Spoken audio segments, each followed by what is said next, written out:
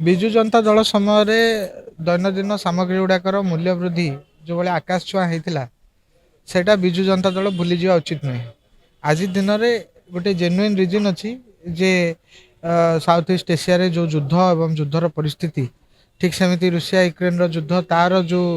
दूरगामी परिणाम आज आम भोगुचे ये सब युद्ध कारण क्रूड ऑयल रेट बढ़ी एवं जो देश रू सब जिनस आयातित होता है से देशर माने राजनीतिक परिस्थिति अस्थिर रोथुवा कारण ये सब जिनसर आमदानी मूल्य बढ़ी कारण से दृष्टिकोण एथिरे वृद्धि घटी एवं जदि आम आमर पड़ोशी देश मानकर तुलना नवा ताले से देश गुड़िक तुलन में आम देशर वृद्धि बहुत कम परिमाण रे होती आउ राजनीतिक मुद्दा उठे निजर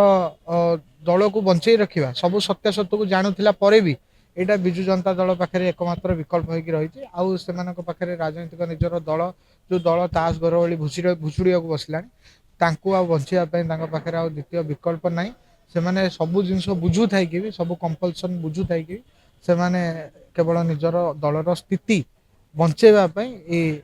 राजनीतिक बयानबाजी